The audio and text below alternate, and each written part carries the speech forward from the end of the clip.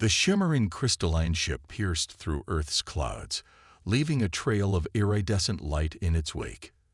Down below, in the bustling heart of Singapore, Commander Jai-Ho Park felt his heart race despite years of military training. This was it, humanity's first official contact with the Galactic Council. Around him, the newly constructed Singapore International Spaceport buzzed with controlled excitement. Security teams maintained their positions with practiced precision, their advanced exoskeletons humming quietly in the evening air.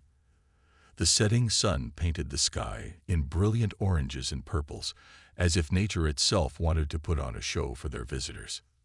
Jai-Ho adjusted his collar, feeling the weight of responsibility on his shoulders. As head of Earth's United Defense Force, he represented not just a military branch, but humanity's unified strength. The past 30 years since the resource wars had transformed Earth from a planet of divided nations into a single formidable force. The crystalline ship, nearly twice the size of Earth's largest spacecraft, descended with impossible grace. Its surface caught the sunlight, breaking it into thousands of rainbow fragments that danced across the spaceport's pristine landing pad. The gathered crowd of officials and media representatives fell silent, their collective breath held in anticipation. Status report. Jai-Ho spoke quietly into his neural link. All defense systems operating normally, sir, came the immediate response. No hostile signatures detected. Their weapon systems appear to be powered down as agreed. Jai-Ho nodded slightly. Trust but verify. That had become Earth's motto since unification. Hidden beneath the spaceport's gleaming surface, automated defense systems tracked every movement of the alien vessel. In orbit, Earth's fleet maintained their positions, ready but not threatening. The ship touched down without a sound, defying the laws of physics as understood by human science. A moment later, a shimmer of light appeared along its side, materializing into an elegant boarding ramp. The alien delegation emerged, led by a being that made Jai-Ho blink despite his training. High Counselor Nerix stood nearly 3 meters tall, their silvery skin reflecting the evening light like polished mercury. Behind them, 6 other aliens of various species formed a perfect V formation, each wearing what appeared to be ceremonial robes. Jai-Ho stepped forward, his exoskeleton moving silently with him. The rest of Earth's welcoming committee, a carefully selected group of military and civilian leaders, followed his lead. Their plasma rifles, standard issue for honor guards now, were pointed respectfully downward. The look of surprise on the alien faces was subtle but unmistakable. High Counselor Nerix's large, multifaceted eyes widened slightly as they took in the advanced technology on display. "We expected less," Nerix said, their translator struggling to convey the complex mix of emotions in their voice. "Your species was listed as pre-spaceflight in our database." Jai-Ho allowed himself a diplomatic smile. "Your records must be outdated then. Earth unified 30 years ago after the resource wars. We've been preparing for space exploration ever since." The other council members exchanged glances. One of them, a being with feather-like appendages, quickly consulted a hovering holographic display. "Impossible," the feathered being muttered. "The last survey was only 50 years ago. Your species was barely reaching your moon then." "Necessity breeds innovation," Jai-Ho replied calmly. "The resource wars taught us many things. Unity was just the first lesson." High Counselor Nerix studied the human delegation more carefully now, their eyes lingering on the plasma rifles and exoskeletons. "These technologies, they are not primitive copies. Everything you see was developed and manufactured on Earth," Jai-Ho confirmed. "We would be happy to demonstrate their capabilities in a controlled environment." A low murmur ran through the alien delegation. Jai-Ho could read their body language well enough. They were reassessing their assumptions about Earth. Good. That had been part of the plan all along. "Perhaps," Nerix said slowly, "we should move our discussions inside. It seems we have much to learn about each other." As they walked toward the spaceport's main building, Jai-Ho noticed the aliens studying everything around them with new interest. The automated drones patrolling the perimeter, the subtle shimmer of the building's shield system, even the neural link interfaces worn by human personnel. All of it spoke of a civilization far more advanced than they had expected to find. Jai-Ho smiled inwardly. If they were surprised by this display, they would be shocked by what humanity had kept hidden. The real negotiations hadn't even begun, but Earth had already achieved its first victory. The Council would never again underestimate humanity. Behind them, the crystalline ship stood silent against the darkening sky, its surface still throwing off rainbow reflections.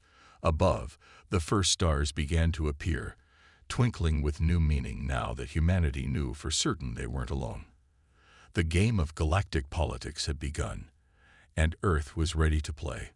Through the observation deck's reinforced windows, Captain Sun-Ma Lee watched Earth's orbital defense platforms float against the backdrop of stars. The massive structures were a testament to human engineering, yet the Council observers examining them seemed unimpressed. Their expressions ranged from mild amusement to outright disdain. Commander Thex, the Council's chief military advisor, tapped away at his holographic pad with long, silvery fingers. His face showed the same superior expression he'd worn since arriving on the station. Primitive kinetic weapons, he muttered loudly enough for everyone to hear. No phase cannons, no quantum disruptors. Sun-Mi kept her face carefully neutral, though inside she was smiling. The Council's representatives had no idea that Earth's primitive railguns could accelerate projectiles to speeds that would tear through any known shield technology. Their reliance on energy weapons had made them complacent, blind to other possibilities. Below the station, in the sprawling training yards of the Pacific Defense Complex, Earth forces were conducting their daily exercises. Sun-Mi watched as the observers completely missed the significance of what they were seeing. The mixed unit tactics, the seamless integration of AI support systems, and the adaptive battle strategies went right over their heads. Your troops seem to lack proper formation, Thex commented, his translator making his voice sound artificially smooth. They move in irregular patterns.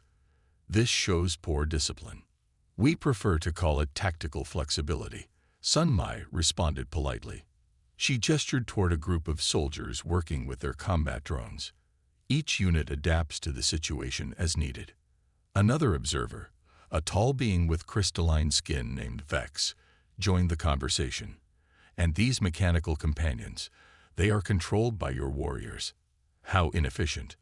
Autonomous combat units are far superior. Sun-Mi resisted the urge to explain that Earth's combat drones were actually hybrid systems, combining AI decision-making with human intuition.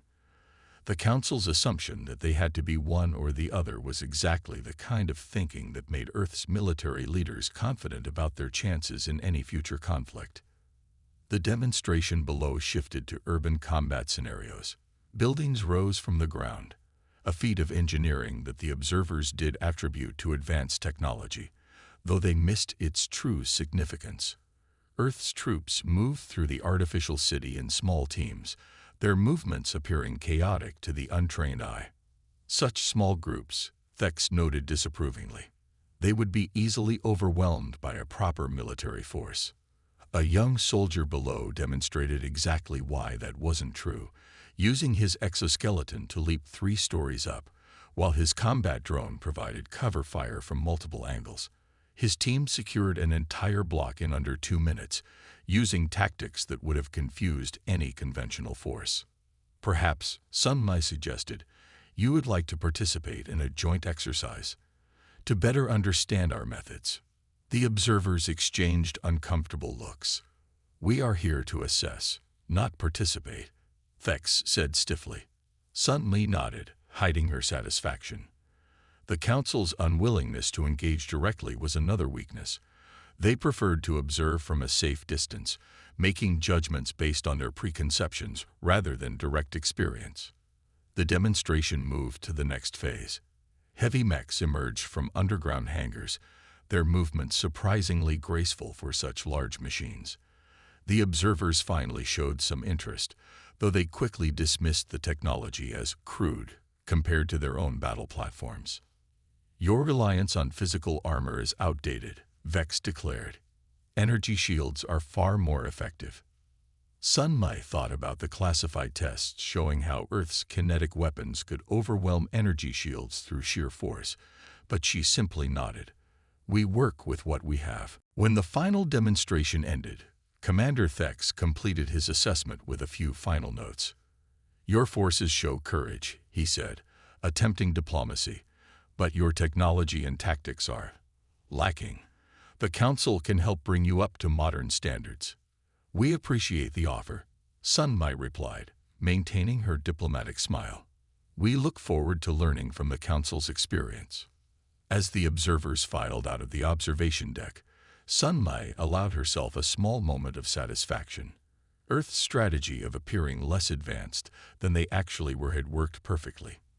The Council would continue to underestimate them, which was exactly what Earth's military leadership wanted. Through the window, the setting sun cast long shadows across the training yards. A group of soldiers was still practicing, their movements precise and purposeful despite appearing random to untrained eyes. Above them, Earth's primitive defense platforms continued their silent watch, their true capabilities hidden beneath their unassuming exterior. The game of deception would continue, Sun Mai knew, until Earth was ready to show its full hand. And when that day came, the Council would learn that sometimes the most dangerous opponent is the one you've underestimated. The emergency transmission cut through the normal chatter of Earth's strategic command like a knife. Red warning lights flooded the war room as the message from Meridian Colony played across the main display screen. The colony, barely 3 light years from Earth, was under attack. General Du Young Kim watched the footage with growing concern. The Vander Collective's ships swarmed around Meridian's orbital defenses like angry wasps, their biological weapons leaving trails of sickly green mist in their wake. The Council's defensive fleet was in disarray, their perfectly ordered formations breaking apart under the savage assault. This is unlike anything we've seen, one of the analysts reported, her fingers flying over her console. The Vander are using some kind of organic technology. It's adapting to the Council's weapons in real time. High Counselor Nerix's hologram flickered to life in the center of the war room, their usually composed features showing clear signs of distress. Our forces are struggling, they admitted, their translator barely keeping up with their rapid speech.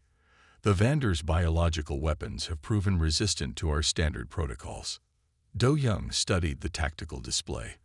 The Council's ships were fighting exactly as they had during their demonstrations, in rigid formations, using predictable attack patterns.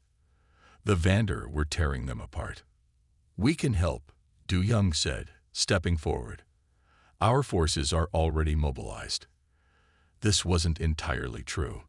The mobilization order was still working its way through the command chain, but Earth's rapid response teams could be ready within hours. You don't understand, Nerix protested, their holographic form flickering with agitation. The Vander air. With respect, Du Young interrupted, we understand warfare better than you think. He gestured to the tactical display. Your forces are fighting a conventional war against an unconventional enemy. This is exactly the kind of scenario we've been preparing for. Around the war room, Earth's military leadership was already in motion. Combat AI systems were analyzing the Vander's attack patterns. Logistics officers were calculating deployment schedules. Weapons specialists were reviewing the effectiveness of different countermeasures against biological threats. Look at this, Lieutenant Park called out, highlighting a section of the battle footage. The Vander ships are actually growing new armor when damaged. They're evolving during combat. Do Young nodded. Adaptive biological technology. Similar to what we developed after studying the Resource Wars plagues. He turned back to Nerix's hologram. We have experience with this type of threat. The hologram of Nerix looked uncertain. Your weapons are primitive compared to ours, and ours are failing. How can you possibly? A new alert cut through the room. The Vander had breached Meridian's outer defenses. On the main screen, monsters that seemed more organic than mechanical were pouring through the gaps, their bodies shifting and changing to adapt to the colony's environment. "We don't have time to debate this," Du Young said firmly. "Every minute we waste means more lives lost. Earth's forces are going to assist, with or without council approval." Something in his tone must have convinced Nerix.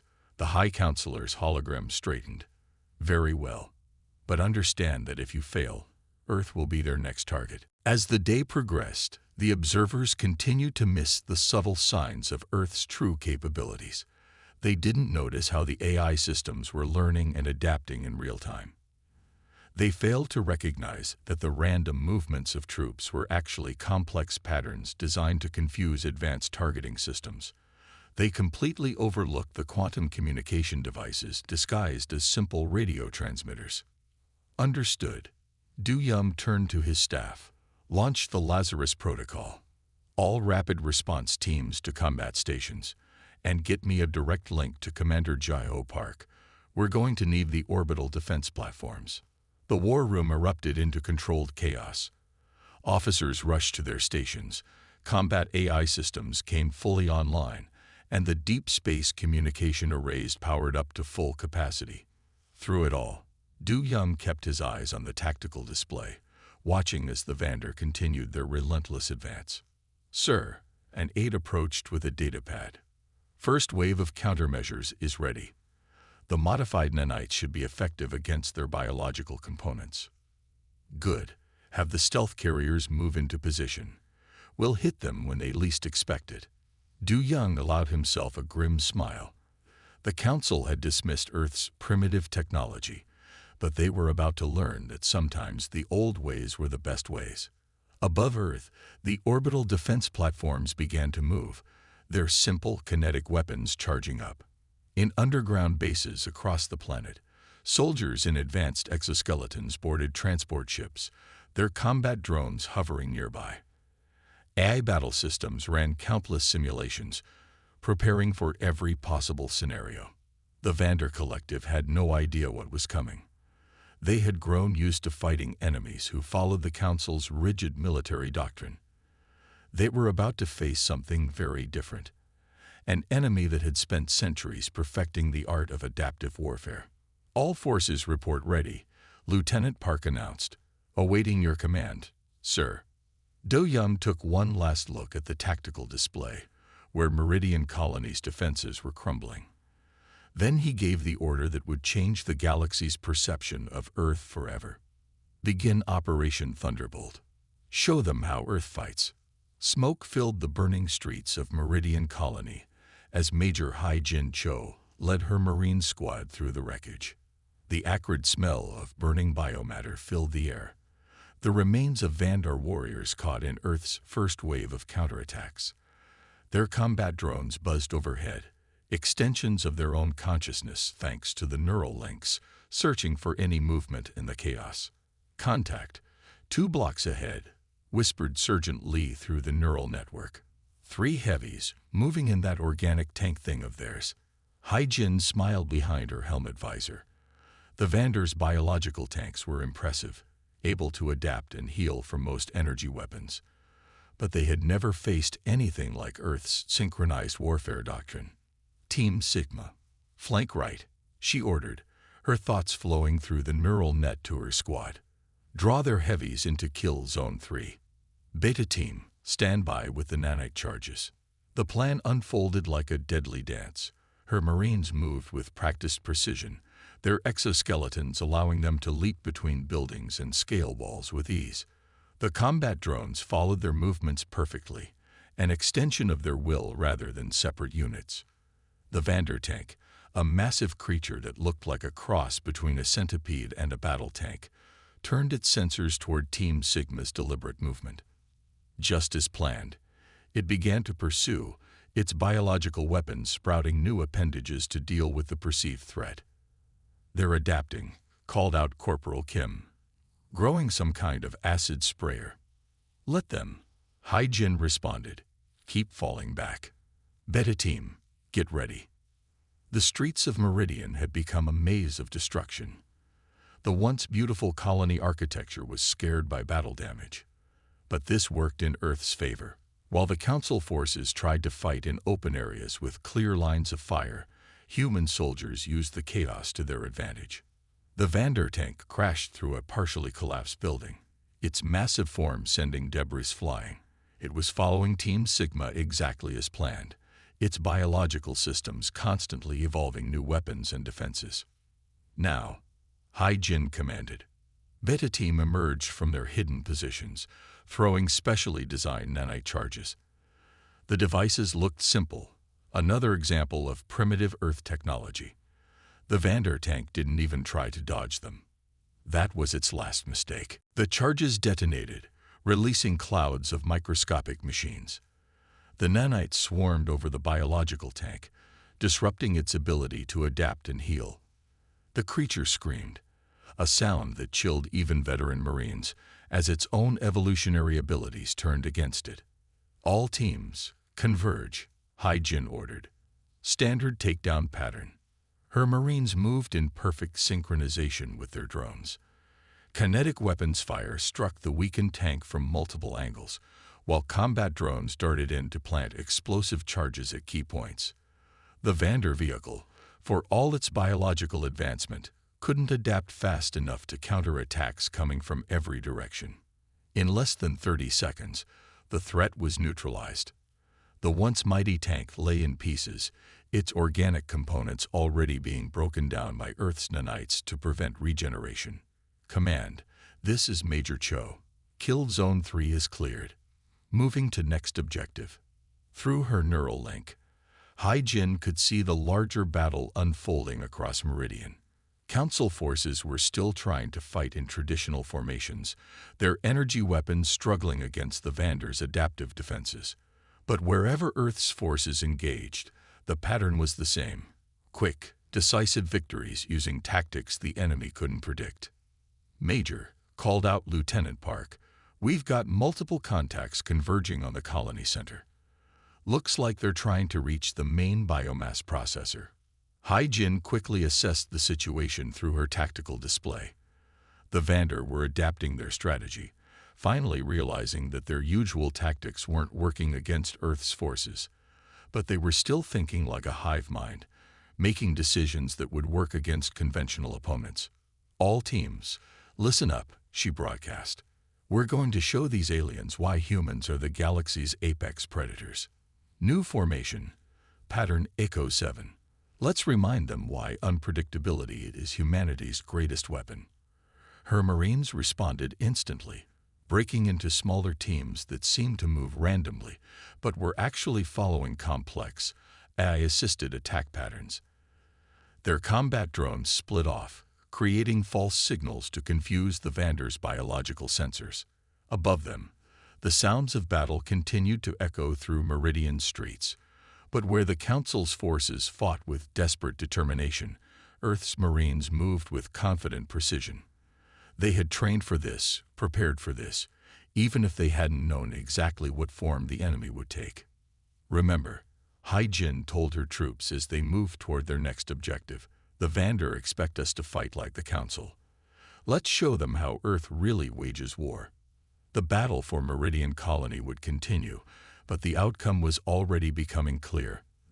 The Vander, for all their biological superiority, had made the same mistake as the Council. They had underestimated humanity's capacity for warfare. They were about to learn, just as every enemy before them had learned, that humans were the most dangerous species in the galaxy precisely because they were unpredictable. As Hai-Jin led her Marines deeper into the colony, she couldn't help but feel a fierce pride. Earth might be new to galactic warfare, but they were teaching the older races a lesson they wouldn't soon forget. The bridge of the EDS Dauntless hummed with quiet energy as Admiral Tadwan Kang studied the tactical display. The Vander fleet spread across the screen like a swarm of angry insects, their bioorganic ships pulsing with an eerie green light. Behind them, the gas giant Proxima IV provided a dramatic backdrop for the coming battle. Status report. Tadwan commanded, his voice steady despite the tension. All ships in position, sir. Stealth carriers are ready to jump on your mark. Commander Thex and the other Council observers stood at the back of the bridge. their expressions showing a mixture of doubt and concern. They had argued against this plan, claiming it was suicide to engage the Vander fleet head-on. "Commence Operation Ghost Fleet," Ta-1 ordered. At first, nothing seemed to happen. The Council fleet maintained their position, their energy weapons charged but holding fire. The Vander continued their advance, confident in their superior numbers. Then space itself seemed to tear open as Earth's stealth carriers emerged from hyperspace. They appeared like phantoms, materializing directly behind the Vander fleet. The Council observers on the bridge gasped. Their advanced sensors hadn't detected even a hint of the approaching ships. "Impossible," Commander Thex whispered, his silvery skin paling even further. "Your stealth technology is based on principles you overlooked," Ta-1 explained, allowing himself a small smile. "Sometimes the oldest solutions are the best ones." He didn't mention that Earth's stealth systems used a combination of quantum mechanics and good old-fashioned signal absorption, an approach the Council had dismissed as too primitive to be effective. "All carriers, launch strike wings," Ta-1 commanded. "Combat Eye Authorization Code, Theta 9. The stealth carriers opened their bays, releasing swarms of fighters and drones. Unlike the Council's ships with their predictable attack patterns, Earth's vessels moved like a school of fish, their movements guided by both human intuition and advanced AI systems. The Vander responded immediately, their bioships sprouting new weapons and defenses. But they made the same mistake as before. They adapted to fight the last battle, not the current one. "Main fleet, advance," Ta-1 ordered. "Implement battle pattern Phoenix." The combined Earth Council fleet surged forward. While the Council ships maintained their traditional formations, Earth's vessels wove between them in seemingly random patterns. The Vander's targeting systems couldn't predict where they would move next. "Sir, they're trying to adapt to our movement patterns," reported Lieutenant Park from the tactical station. "Good. Initiate pattern shift." The Earth ships suddenly changed their behavior, moving in completely different ways. The Vander's biological weapons, which had been evolving to counter their previous tactics, were caught off guard. "Remarkable," one of the Council observers muttered. "Your ships move like living things." "That's because we don't fight like machines," Ta-1 responded, his eyes fixed on the battle display. "We fight like humans." The space around Proxima IV lit up with weapons fire. Kinetic rounds from Earth's ships tore through Vander bio armor, while Council energy weapons struck at exposed weak points. The coordinated attack was unlike anything the Vander had faced before. "Sir, their flagship is attempting to coordinate a counterattack," called out the sensor officer. Ta-1 nodded. "Execute Phase 2. More stealth ships appeared, this time carrying specially modified nanite weapons. The microscopic machines had been programmed to target the Vander's biological components, disrupting their ability to adapt and evolve. The effect was devastating. Vander ships began to lose their regenerative capabilities. Their coordinated movements became erratic as the nanites interfered with their neural networks. "How?" Commander Thex demanded. "How did you develop countermeasures so quickly?" "We've been preparing for this kind of threat since before we met the Council," Ta-1 explained. "Earth's history is full of adaptive enemies. We learned long ago not to rely on a single approach." The battle continued to unfold, but its outcome was now certain. The Vander fleet, caught between conventional forces and unconventional tactics, began to break apart. Some ships attempted to retreat, only to find their escape routes blocked by more stealth carriers emerging from hyperspace. "All ships, execute final attack pattern," Ta-1 commanded. "Show them why Earth earned its place among the stars." The combined fleet moved as one, but with Earth's ships providing the unpredictable element that the Vander couldn't counter. Within hours, the battle was over. The once mighty Vander Armada had been reduced to drifting debris. As cleanup operations began, Ta-1 turned to face the Council observers. Their expressions had changed from doubt to something approaching respect. "Your tactics," Commander Thex said slowly, They are not primitive at all, are they? No, Ta-1 agreed. They're human. And that's something the galaxy is going to have to get used to. The battle for Proxima IV would go down in history as the turning point in the war against the Vander. But more than that, it marked the moment when the galaxy finally understood that Earth's military power wasn't about advanced technology or overwhelming force. It was about the uniquely human ability to adapt, improvise, and overcome. The Grand Lecture Hall of the Council's Military Academy on Centauri Prime buzzed with excited whispers. Alien officers from dozens of species filled the tiered seats, their attention focused on the small human woman standing at the podium. Colonel Minji Choi couldn't help but smile at how much things had changed in the past year. The key isn't superior technology, she explained, manipulating the holographic display to show footage from the Battle of Proxima IV, but how you use what you have. The display showed Earth ships dancing through space in seemingly random patterns, confusing the Vander fleet's targeting systems. A Centaurian officer raised one of their four hands, but surely advanced weapons give an advantage. The Vander had superior biological technology, yet they lost. Minji nodded, having expected this question. "Let me show you something," she said, changing the display to show an ancient Earth battle. "This is from our Second World War, nearly 300 years ago. A smaller force defeated a larger, better-equipped army by using the terrain and weather to their advantage." The alien officers watched intently as she drew parallels between ancient ground combat and modern space warfare. Some took notes, while others whispered to each other in their native languages. "Warfare isn't about having the best toys," Minji continued. "It's about understanding your environment, your enemy, and yourself." The Vander lost because they couldn't understand this basic principle. She brought up another simulation, this one showing how Earth's combat drones worked in harmony with human operators. "Look at the synchronization here. The drones aren't just tools, they're extensions of the human mind. We don't try to make them fully autonomous because we understand the value of human intuition." A Regelian student shifted uncomfortably. "But our traditions dictate specific formations and attack patterns. Are you suggesting we abandon thousands of years of military doctrine?" Minji smiled. "Not abandon. Adapt. Your traditions evolved for a reason. The trick is knowing when to hold to them, and when to try something new." The lecture continued as she walked them through various scenarios, showing how Earth's forces had combined Council technology with human tactics. The alien officers began to understand why their leaders had insisted on having human instructors at the academy. "Consider this," Minji said, bringing up footage of Earth Marines fighting alongside Council forces during the liberation of Meridian Colony. Notice how the units complement each other. Council forces provide the backbone while Earth units exploit any openings. The students watched as the combined forces moved through the colony's streets.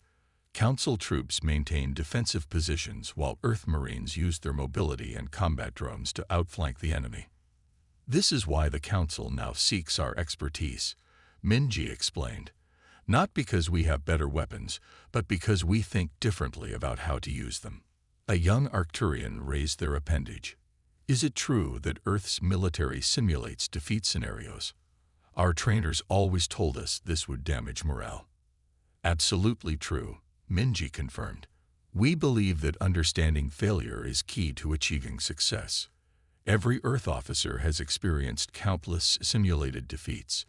It teaches us humility and adaptability." She pulled up new tactical displays, showing various battle scenarios. "Watch how these formations evolve. Nothing stays static. The moment you become predictable in combat, you've already lost." The alien officers studied the displays with new appreciation. They were beginning to understand why the Vander, for all their biological superiority, had failed to counter Earth's strategies.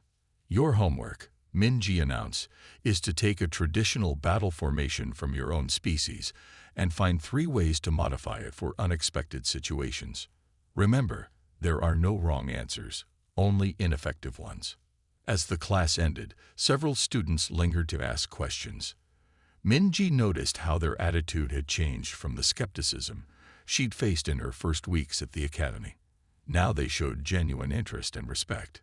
"Colonel," one of the Centaurian officers approached her after the others had left. "I fought at Proxima IV with the Council fleet. I never understood why we lost so many ships while Earth's vessels survived. Now I begin to see." Minji nodded. "Understanding is the first step. Application is the next. Are you ready to learn how to think differently about warfare?"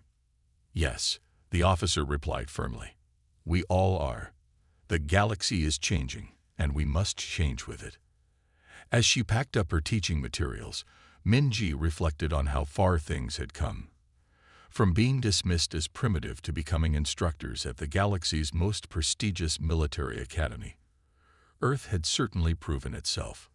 The sun was setting over Centauri Prime's capital city, its triple stars painting the sky in brilliant colors.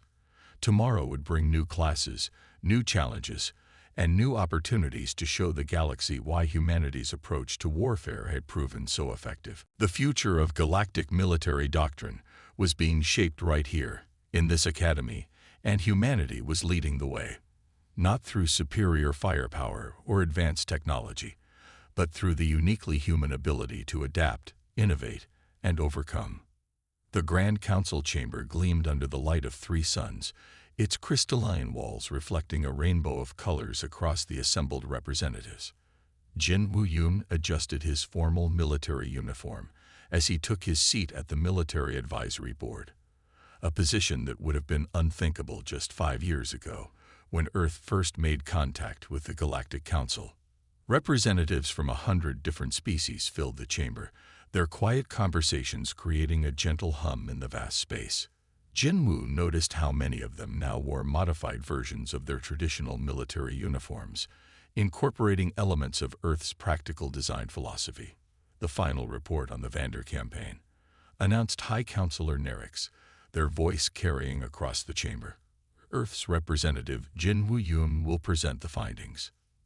Jin Woo stood, activating the holographic display that filled the center of the chamber. The image showed the last battle against the Vander Collective, where their final stronghold fell not to overwhelming force, but to a carefully planned strategy that combined Council technology with human military doctrine. The Vander Collective's defeat, Jin Woo began, came not from superior weapons or numbers, but from their inability to adapt to new ways of thinking about warfare. The display showed how Earth and Council forces had worked together, using unexpected tactics that the Vander couldn't counter. "Their biological technology was impressive," he continued, "but they fell into the trap of believing that better weapons automatically meant victory. They never understood that true military power lies in how you use your resources, not just in having them."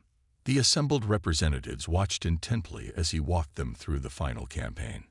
Earth ships moving in unpredictable patterns, Council forces providing precisely timed support, and modified combat drones exploiting every weakness in the enemy's defenses.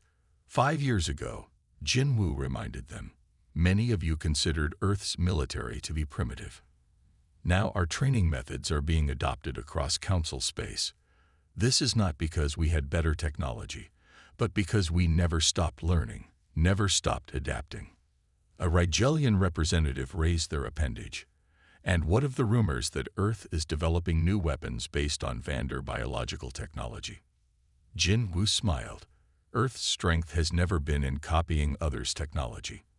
We study it, yes, but our focus remains on finding new ways to use what we have. The Council's greatest strength now lies in our diversity of approaches." The chamber erupted in murmurs of agreement. Many of the representatives had seen firsthand how the combination of Council technology and Earth tactics had transformed galactic warfare. "The new joint training programs are already showing results," Jin Woo continued, bringing up statistics from various military academies. "Council forces are learning to think more flexibly, while Earth forces are mastering advanced technologies. Together, we're stronger than either of us could be alone." He moved through the rest of his presentation, showing how the galaxy's military landscape had changed. Council species that had once relied solely on energy weapons now incorporated kinetic systems. Earth's forces had adapted Council shield technology in ways its inventors had never considered. But our greatest victory, Jin Wu concluded, isn't in defeating the Vander. It's in proving that cooperation and adaptation are more powerful than any weapon. Earth didn't earn its place among the stars through diplomacy or trade, but by showing that sometimes the best defense is a well-planned offense.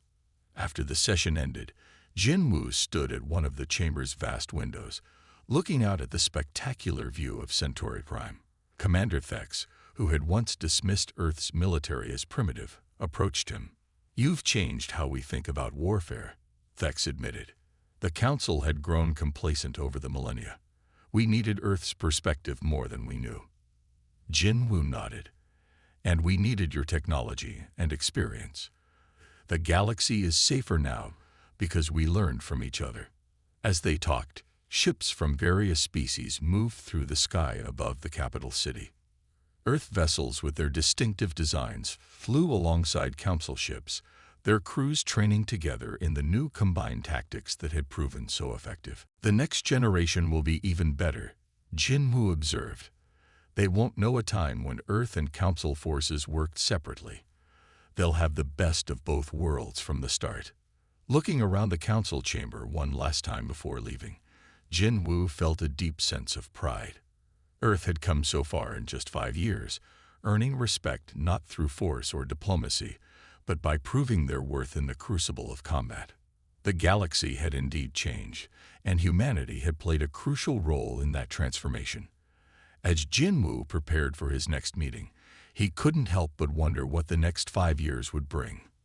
Whatever challenges arose, he knew that the combined strength of Earth and the Council would be ready to face them.